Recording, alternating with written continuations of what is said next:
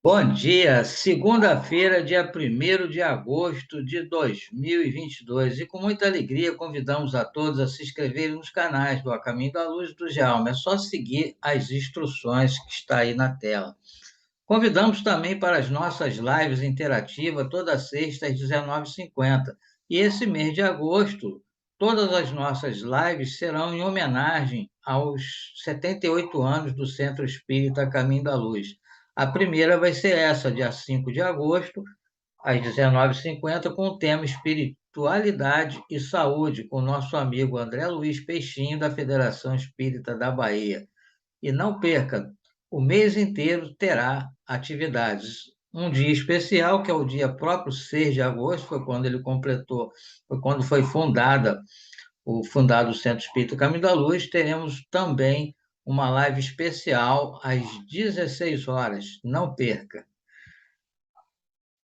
E mais uma vez refletindo com o Livro dos Espíritos, capítulo 9 da intervenção dos espíritos no mundo corporal, dando prosseguimento ao item Poder Oculto, Talismãs, Feiticeiros. Pergunta 555. Que sentido se deve dar ao qualificativo de feiticeiro? Aqueles a quem chamais feiticeiros são pessoas que, quando de boa fé, gozam de certas faculdades, como sejam o poder magnético ou a segunda vista.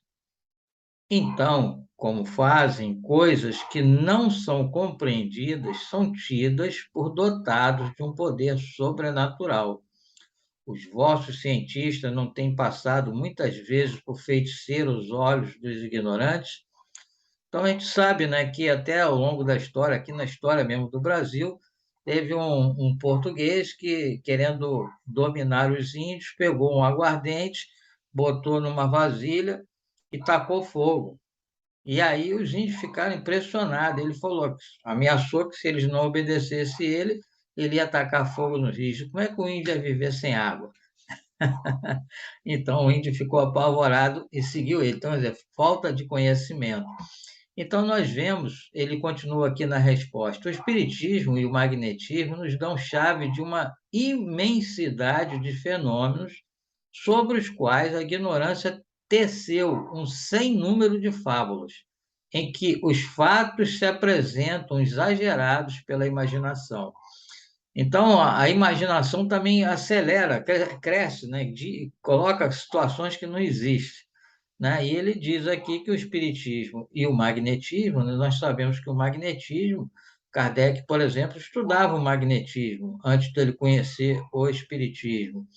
E ele tentou até inicialmente explicar o espiritismo pelo magnetismo. Depois ele viu que não, que é uma outra ciência, outro conhecimento à parte. Por isso, ele criou o espiritismo.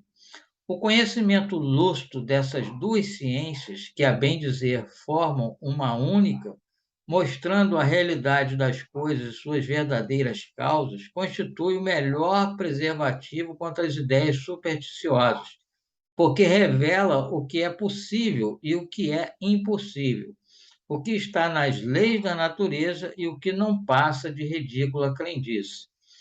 Então, muitas das coisas que as pessoas aí acreditam é falta de conhecimento das leis da natureza.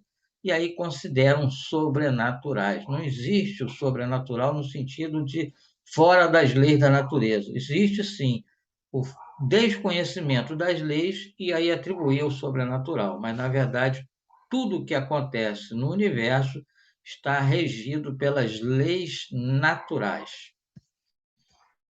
Pergunta 556. Tem algumas pessoas verdadeiramente o poder de curar pelo simples contato? O poder magnético pode chegar até aí, ou mais até, quando secundado pela pureza dos sentimentos e por um ardente desejo de fazer o bem, porque então os espíritos bons lhe vêm em auxílio. Então, existe sim pessoas que têm, né, uma energia magnética que podem auxiliar na cura de pessoas. Mas quando ela pratica isso de acordo com Jesus, de acordo com o bem, o que acontece? Outros espíritos aumentam essa força, outros espíritos lhe vêm ao auxílio, como diz aqui na resposta, e aí a ação é bem mais intensificada e acontece aquilo que deveria acontecer, né? Pois também lembramos outra situação, a pessoa que vai receber tem que merecer. Cumpre, porém, desconfiar da maneira pela qual contam as coisas pessoas muito crédulas e muito entusiastas, sempre dispostas a considerar o maravilhoso que há de mais simples, mais natural. Aqui nós lembramos o próprio Kardec, quando ele tomou conhecimento das mesas girantes, né, que eram aqueles fenômenos que estavam acontecendo, e assim era chamado lá na França. Ele foi procurado por amigos, mas amigos entusiastas, e ele não deu muita importância, pois ele sabia que a pessoa é muito entusiasta, mas depois ele foi procurado por amigos também que eram mais ponderados, que não tinha esse entusiasmo todo, e não se deixava levar pela credulidade. Aí sim ele foi conferir, e lá ele viu que tinha algo além. Ele observou que não era só aquele fenômeno, tinha algo por trás de muito mais importância, e assim se dedicou, e assim estamos hoje estudando esse livro dos Espíritos, que foi o primeiro livro publicado por ele. Prossegue a resposta. Importa desconfiar também das narrativas interesseiras que costumam fazer os que exploram em seu proveito a credulidade alheia. Então, ainda tem aqueles que são entusiastas, mesmo com boa vontade, mas são entusiastas, e tem aqueles que são maldosos mesmo, então se aproveitam da credulidade das pessoas para tirar proveito. E assim, mais uma vez, nós agradecemos a Deus por mais esta oportunidade e pedimos o amparo e a proteção para toda a humanidade. E que possamos amanhã dar prosseguimento às reflexões com Allan Kardec. Um bom dia a todos.